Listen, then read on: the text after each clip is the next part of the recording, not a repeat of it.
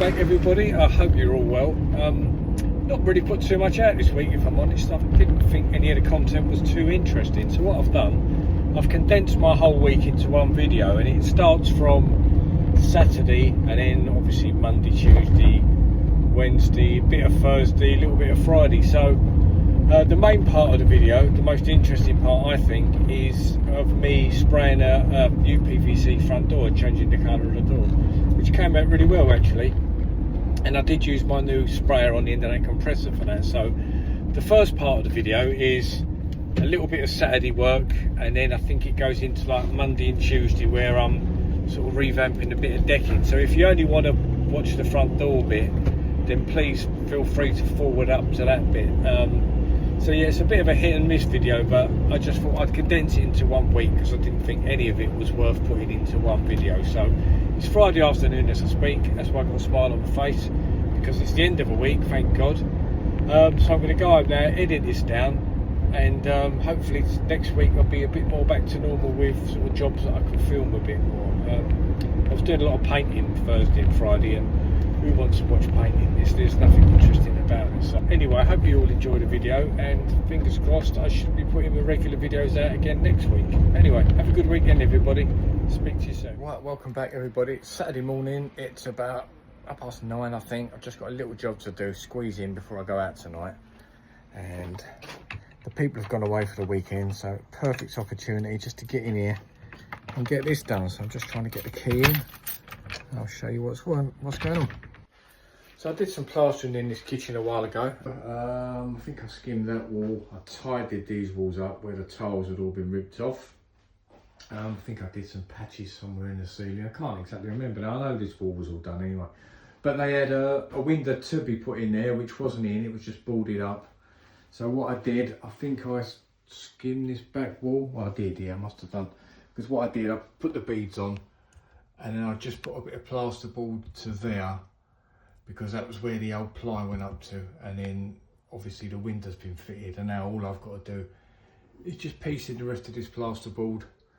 Looks like I've got a little bit of filling to do down there, but there was timber, obviously, a piece of plasterboard on all this, and then just skim it into the beads. So not a big job, but a fiddly job. So I'm going to get on and do that now.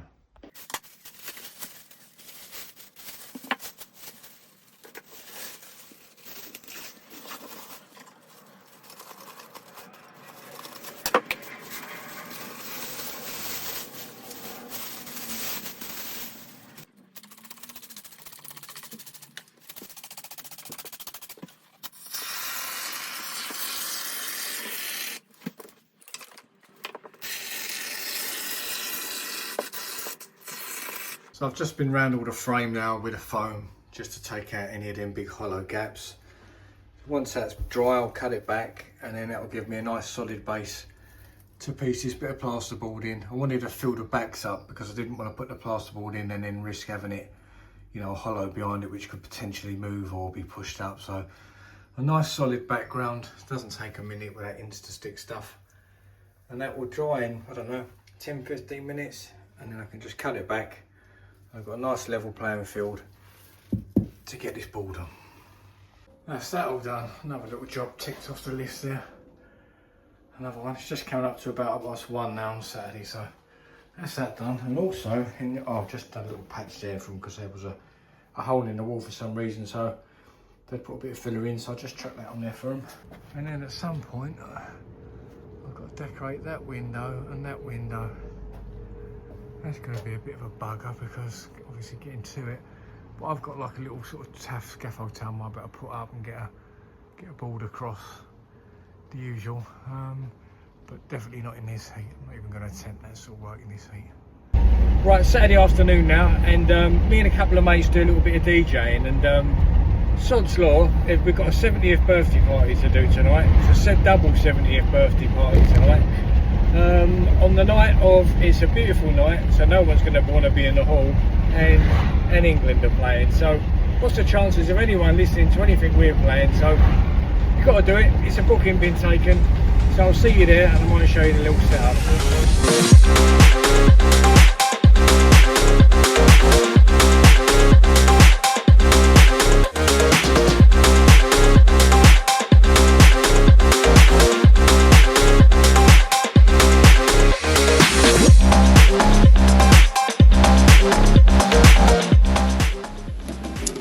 Today's mission is to try and revive this decking. Well, probably the next 2 days really. I'm going to give it all a sand down, a scrub and a clean today.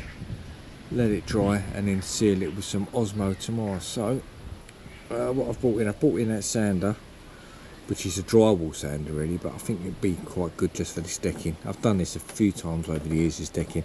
It just needs a bit more than usual. And then we've got this Ryobi thing, look. Which has got a great big brush on the end that just obviously spins.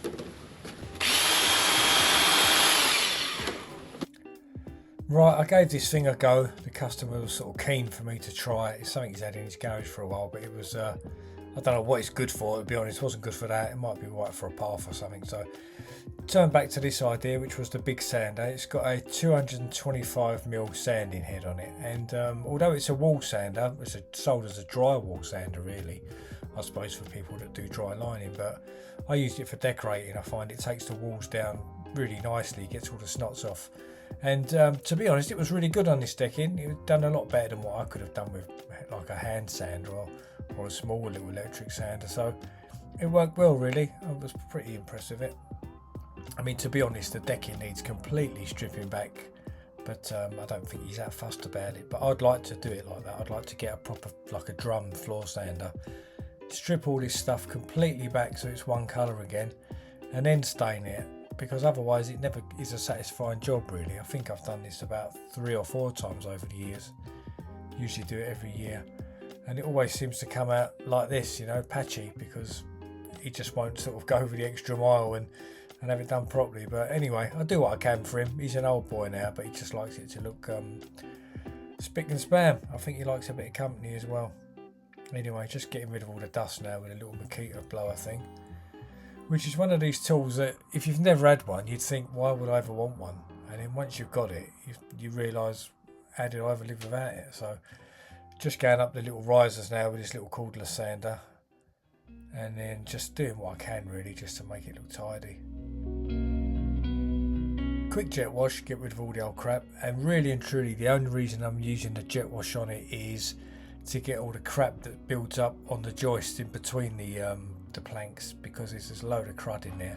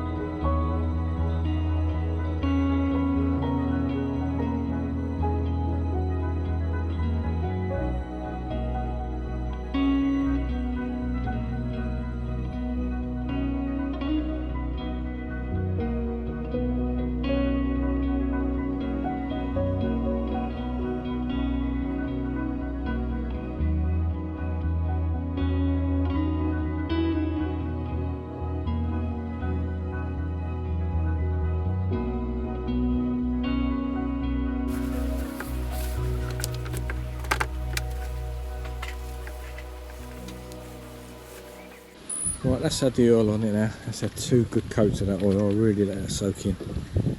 Replaced a bit of wood there, lucky enough. There was 1 bit of rot and he had 1 bit left in the garage, so replace that. So we'll let this dry now overnight and then come back tomorrow and put the top coat on it, which I think hopefully has got a little bit of colour in it, and it should hopefully blend all this in a bit. Alright, let's clear up. It is just gone 5 o'clock now on the Monday afternoon, and I've been home, I've had a nice shower, just a little chill out, and now I'm just back down at the barber shop and hopefully put this job to bed tonight. It's been a bit of a weight around my neck actually. Sort of wish I'd never took it on, because I thought I'd be able to do it in the daytime. But if you've been watching, you'll know I've been doing it in the evenings, and it's just been a bit of a pain. It's just dragging on now, so hopefully this is the last night, and with a bit of luck, a couple of hours I'll be done.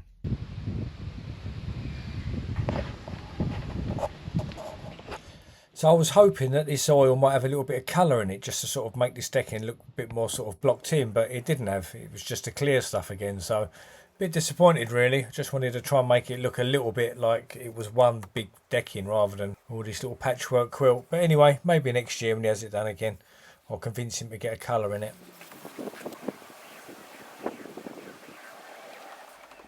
that's the decking job done. Quite boring really, didn't film too much of it. You could see what it was, just re-oiled it, and hopefully that will last them another year. But anyway, now I'm going to spray a upvc front door. Hope, fingers crossed, this should be a little bit more interesting. So for those that haven't done it before and want to learn, watch this video. So we've got a sort of bog standard white door here, just a plastic one, and we're going to paint it. We're going to change the colour to like a bit of a grey colour really. So I've been round, I've taken all the furniture off, took the handles off, took the door knocker off, the spy hole, letterbox, but I didn't take their lock barrel out. I don't like to muck about too much with them. So we're using this paint. I've used it before on other doors and it's been an absolute dream really. So first thing I'm going to do is go over all the door with a bit of methylated spirits, just wipe it all over, get rid of all those greasy finger marks, all that dirt. It's will really sort of clean everything up then. And the beauty of methylated spirits is it evaporates. It doesn't really need drying time like a sort of like a water-based cleaner would. This will just evaporate. So I went over all that, give it one of them, and then I gave it all the sanding after that. I've got the sandpaper out, nothing too heavy, just give it all a bit of key. Actually, I think I used one of these here. You can tell I'm doing like a voiceover from home here. So yeah, I went over it with these Scotch pads. They're quite good. You buy them in different packs, and they've got like 3 different sort of grades of roughness in them. So you can see that's really getting in there. It's just giving it a nice little bit of key. You don't want to go too heavy with the sandpaper because the spray finish is only thin. You won't really cover up all the deep marks if you start going over it with, you know, like a real sort of like a 60 grit or a 40. You don't need to go to that much trouble really. You just want to give it a bit of a key so the paint sticks to it. So there we are, all masked up. And that's the worst part of the job, the masking. And you know, I won't lie, it is a proper pain in the arse. Okay, so we're all masked up now, ready for spraying. I'm going to use that compressor again with the airline and then running into this little cup. Try that out. If this doesn't work, I've got another sort of proper handheld sprayer, but I'm going to give that a go really. Right, now with the masking, I won't lie, it is a complete pain in the arse, and I could have easily chucked 2 coats on that with a brush and roller by the time I'd done all that masking, but sometimes it's not about the speed, it's about the finish, so just worth taking that extra time, get it all masked up. And it is a pain, especially when it's a bit windy, it wants to keep blowing it off and stuff like that. But hopefully we should get a much better finish with a sprayer. So I'll stick you up somewhere and I'll get this all ready. We're going to water this down a touch, I think. This French sheet, I'm going to put a drop of water in it because I think it might be too thick to go for that little needle in that sprayer. I'll just give it a normal sort of amount of water, and then we'll give it a test. And when I add water, there's just really one thing I always look for, and that's when you're stirring it. When you lift a stick up, you really want a constant stream from the bottom of the stick to the tub like that. You don't really want it dripping, you want a constant flow. And that's usually an indicator that it's watered down enough. So I can't really give you exact ratios, it's a little bit of trial and error really.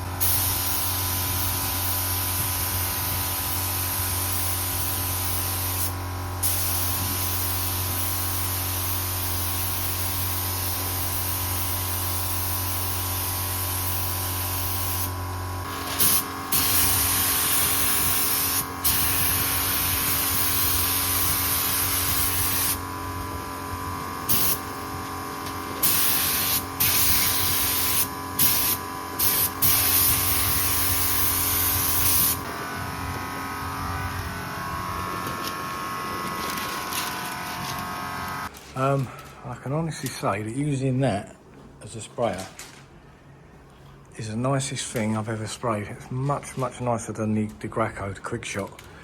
It just puts a fine layer on, you can see. Some of it's quite light up there. And that's what you want really, you don't want a great big heavy coat straight away. So we're just going to let this dry in now. And then it can have another one. And then we're building up coats slowly rather than any heaviness, because you've got a lot of ins and outs. You don't really want runs building up in here. So a few light coats.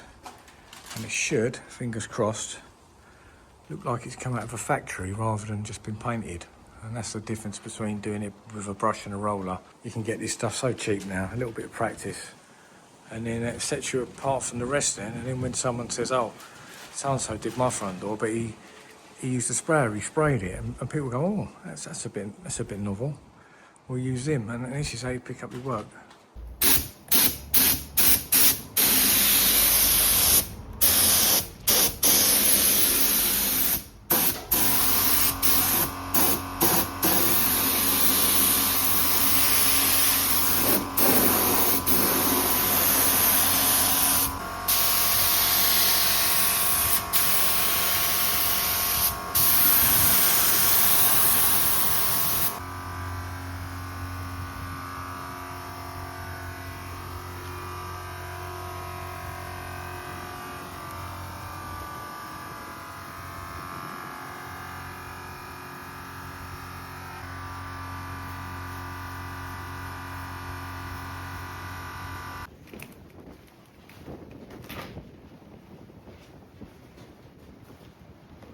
So for those of you that are wondering what my setup here is, it's this little Clark compressor with this 20-metre airline hose, and then on the end of it I've just bought a little cheap set of these Draper guns. Customer wanted all the door furniture changed to a charcoal, so that's the only one I've been using. Obviously took that off, washed it down, gave it all a good sand over, and then a little spray up with this. Came out a treat.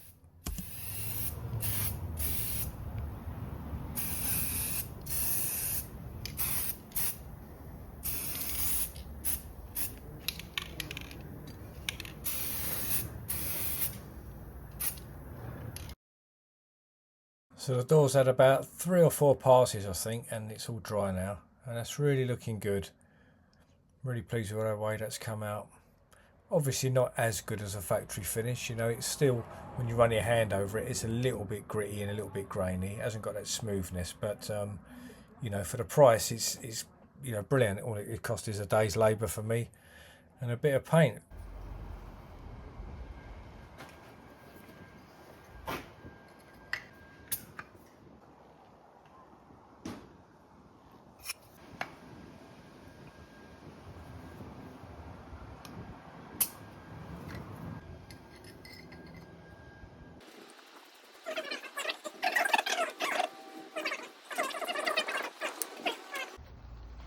Now we've got this white paint round here, this sort of horrible edge that we're going to cover up.